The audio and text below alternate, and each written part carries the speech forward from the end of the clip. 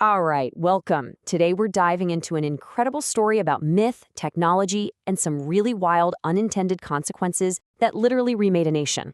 And it all kicks off with this ancient legend of a faraway island that was supposedly overflowing with gold. Can you just imagine reading that for the first time?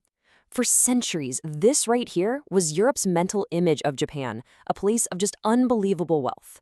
A legend so powerful it would launch countless expeditions. So where in the world did this crazy powerful myth even come from? Okay, so let's dig into where this story actually began. Because, a legend about an entire island paved with gold doesn't just pop up out of thin air. Turns out it's way older than most people think. So the name itself is kind of like a game of telephone across continents. Marco Polo over in China, here's the local southern Chinese name for the country, which sounded something like Jupango. He writes it down in his book as Zipangu. Simple enough, right? But while he gave the island its famous name, he did not invent the legend of its wealth. Oh no, that story had been brewing for a long, long time. So check this out. This story basically cooks for over 500 years. It starts way back in the 9th century with this Arab geographer who's writing about a land called Wak, probably based on some wild tales he heard from Chinese sailors. Then, bam, centuries later, Marco Polo comes along and adds all these juicy, specific details. And it's those details that turn it from a vague rumor into a real target. I mean, guys like Christopher Columbus, they totally bought it. He literally had a copy of Polo's book with him when he sailed west. He was looking for Zipango. So, fast forward to 1543. The first Europeans finally make it to Japan. And the reality they find? Well, it's nothing like the legend. They came chasing gold, but what they discovered was going to be way more explosive. So you've got this expectation of a rich, peaceful, unified kingdom. But the reality? It was total chaos. Japan was smack in the middle of its warring states period, a brutal, century-long civil war where all these different feudal lords were fighting for control. So, the Portuguese didn't find a land overflowing with gold, they found a land overflowing with soldiers, all of them desperate for a military edge. And you know what? Their arrival wasn't just some random chance. They were actually brought to the island of Tanegashima by this guy, Wang Ji, a seriously powerful Chinese pirate lord, and get this, an arms dealer. He understood something crucial. A nation at war isn't looking for gold plates, it's looking for better weapons. And he knew exactly what to sell them. So, the real treasure they brought ashore wasn't something you could mine from the ground. It was a machine, a weapon. The local lord of Tanegashima was locked in this fierce conflict with a neighboring island, and the second he saw this new firearm, this arquebus, a light bulb went off. He knew this could be a total game changer. Okay, so what Japan does next is just absolutely astonishing. The Portuguese thought they had this killer new tech all to themselves, that they could control the supply.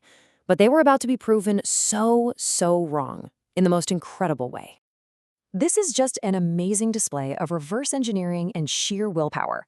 The Lord gives one of the guns to his best swordsmith, who manages to copy almost everything perfectly. But there was one little part he just couldn't figure out, the screw. So what do? They send a whole mission all the way to Portuguese-controlled Macau just to learn how to make a screw.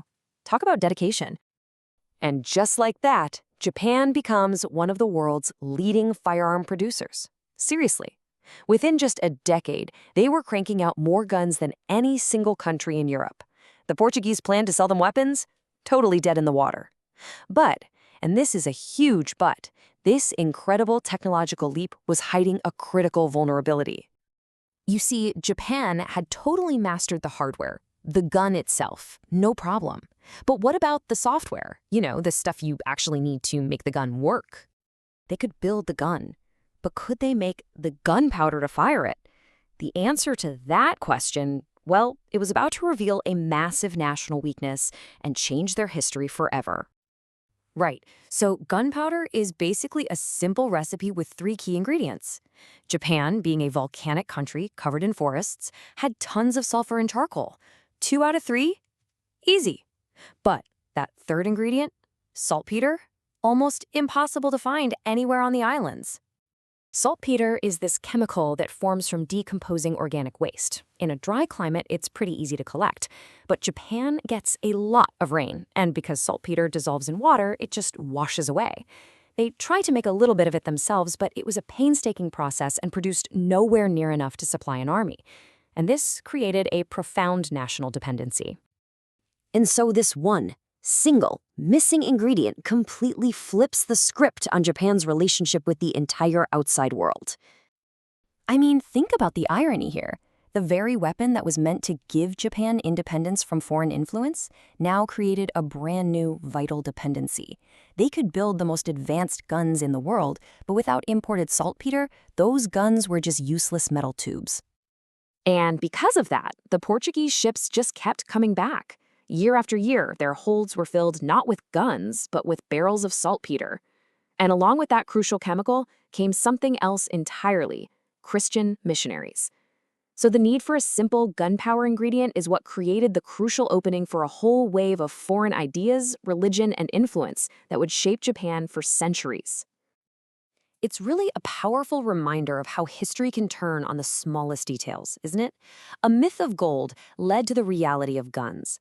But in the end, it wasn't a thirst for treasure, but the simple lack of one key chemical that tethered Japan to the West and cracked open the door to a whole new world. Thanks for watching.